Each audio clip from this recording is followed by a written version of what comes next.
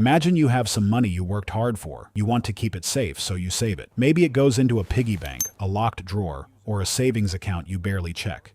You feel good about that. Your money is sitting there, waiting for you. But here is a strange question. What if, every night while you sleep, a silent thief sneaks in? He does not smash the lock or steal the coins. Instead, he does something quieter. He makes your money worth a little less, just a tiny bit, every single night. You would never notice him. The bills look the same. The numbers on your bank screen look the same. But years later, when you finally spend that money, you realize something upsetting. It does not buy what it used to buy. Bread costs more. A car costs more. Even a cup of coffee costs more. Your money did not disappear. It just quietly lost its power. This silent thief has a name. It is called inflation.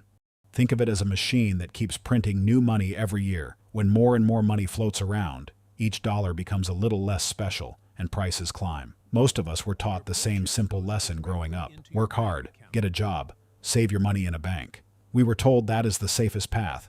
But here is the twist. Simply saving cash and letting it sleep is actually one of the fastest ways to lose value over time. So what do wealthy people do instead? It turns out truly wealthy families never relied on a normal savings account as their main strategy. Centuries ago, a group of clever merchants figured out a different way to handle money. They lived in a small, muddy little country in Europe. Yet that tiny country became one of the richest trading empires the world had ever seen. Today, we are opening up their old playbook. I will walk you through 3 simple rules these merchants followed. By the end of this video, you will start seeing money the way a merchant sees it, instead of the way a nervous saver sees it.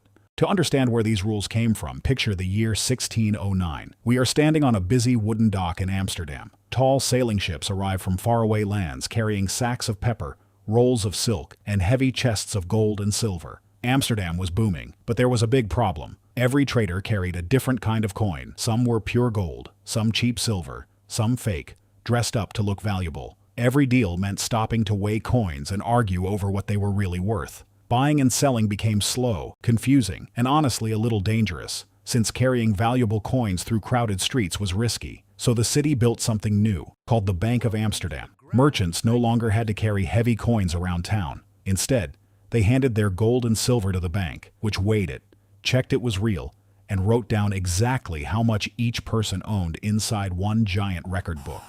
This changed everything. If one merchant wanted to buy spices from another, they simply walked into the bank together. A clerk subtracted a number from one page and added it to another. Deal done, without a single coin changing hands. It was, in a way, one of the very first banking systems in the world, just written with ink instead of computer code.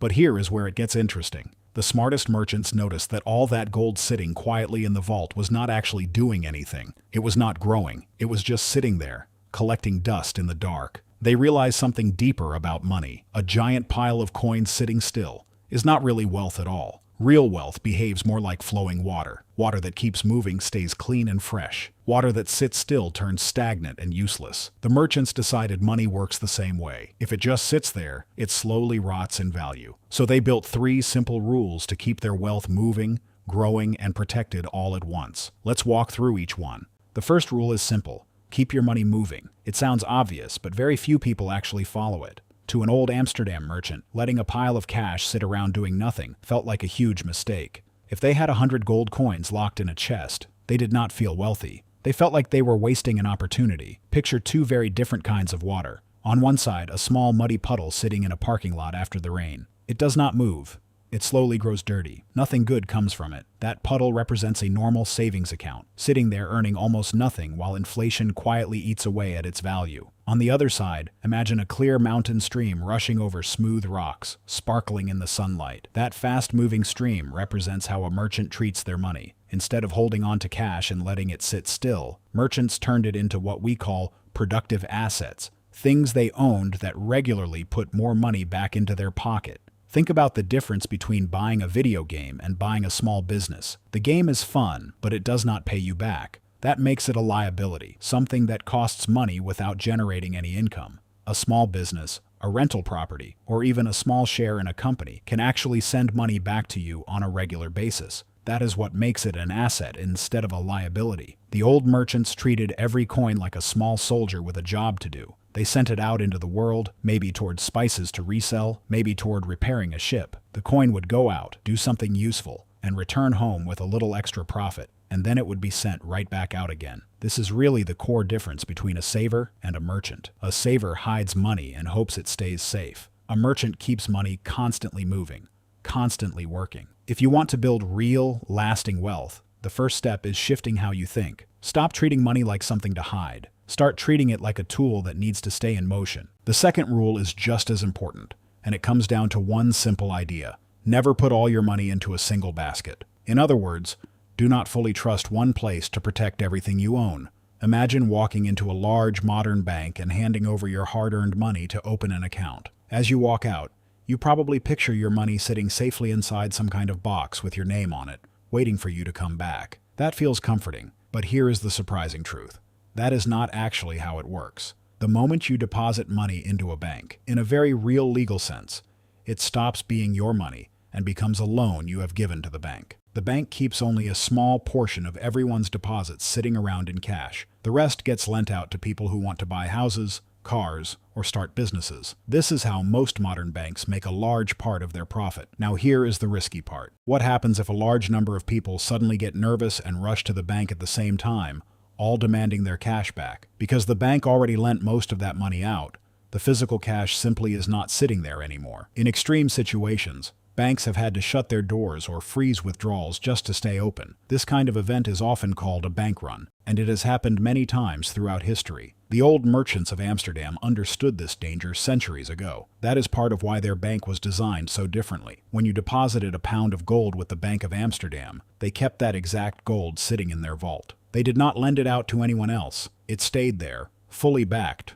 always available if you wanted it back. Since most modern banks do not operate this way anymore, how can you protect yourself using the same basic idea today? First, avoid keeping every single dollar inside just one bank or account. Spread things out a little. Second, consider keeping a portion of your long-term savings in things you can physically hold and directly control, like precious metals or land, things that do not depend entirely on a bank's computer system working correctly. That way, even if one part of the system runs into trouble, the rest of your financial foundation stays steady. Now we arrive at the third and final rule, and this one often surprises people the most. It is about using borrowed money the right way, like building a bridge instead of falling into a trap. Most of us are taught that all debt is bad, and for most everyday situations, that advice is correct. The average person tends to use credit cards or loans to buy things that lose value almost instantly, like the newest phone or trendy clothes. This kind of debt behaves like a heavy weight tied around your ankle, slowly dragging you down while you struggle to pay it back with extra interest and fees. But the old merchant class looked at borrowed money in a completely different light. They did not use debt to buy things for fun. Instead, they used it as a useful tool, almost like a sturdy bridge carrying them toward greater wealth on the other side. Here is how it worked in Amsterdam. Because the Bank of Amsterdam was seen as so safe, people from across Europe wanted to keep their savings there. That meant an enormous amount of cash was sitting inside the city, and because there was so much available cash, the cost of borrowing money in Amsterdam became very low compared to other places. Meanwhile, in many other countries, borrowing money was much harder and much more expensive. Clever Dutch merchants noticed this gap and saw a huge opportunity. They would borrow money in Amsterdam at a cheap rate, then use it to purchase a shipload of valuable cargo. They would sail that cargo to a distant country and sell it for a much higher price. Once they returned home, they paid back the original cheap loan and quietly kept the large difference for themselves. This same basic idea still plays out today among wealthy investors. Instead of simply working for an hourly wage, many wealthy people borrow money at a relatively low cost. They use it to purchase real assets that generate steady income, like rental properties or shares in growing businesses. Over time, the income from those assets slowly pays off the loan almost automatically. There is a bonus hiding inside this strategy too. Remember that silent thief, inflation? While it quietly shrinks the value of cash sitting in a savings account, it also quietly shrinks the real value of any money someone owes. Meanwhile, the value of solid assets like property and businesses often keeps climbing over time. If you are only saving plain cash, you are standing on the losing side of this financial game. It might be time to look at things from the other side of the bridge instead. So let's bring everything together. The financial world is shifting faster than ever. Banks can feel fragile during uncertain times. Prices for everyday things keep climbing. And that old advice of just saving your paycheck quietly in a bank account is leaving a lot of hardworking people feeling stuck. The good news is, you do not have to accept that as your only option. You can choose a different path. using the same 3 simple rules merchants relied on more than 400 years ago. First, keep your money moving. Stop letting cash sit there quietly losing value. Look for manageable ways to place it into assets that can pay you back regularly. Second, protect your long-term wealth by not relying on just one single source. Avoid trusting one bank or one institution with absolutely everything you own. Keep a portion of your wealth in real, physical things that remain under your own direct control. Third, treat borrowed money carefully, like a bridge rather than a trap. Only borrow when it can help you build towards something that produces more value than the loan itself actually costs. The names of banks have changed many times over the centuries. The technology looks completely different from feather pens and paper ledgers. And yet, at their core, these basic rules of money have stayed remarkably consistent for hundreds of years. So here's the real question for you to sit with. Are you going to keep playing the old game, quietly saving cash while it slowly loses its power? Or are you ready to start thinking a little more like a merchant, taking control of your own financial future, one thoughtful step at a time? The merchant's blueprint isn't about getting rich overnight. It's not a lottery ticket or a lucky trade. It's closer to planting a small seed and giving it time to grow into something strong and lasting.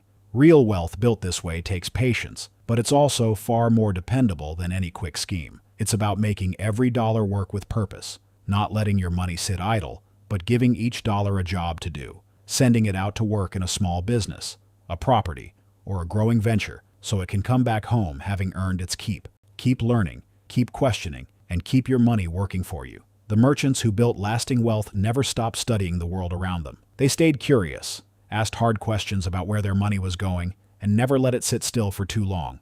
The choice is yours. You can keep playing it safe with money that quietly loses value, or you can start thinking like a merchant, putting these 3 rules into practice, one deliberate step at a time.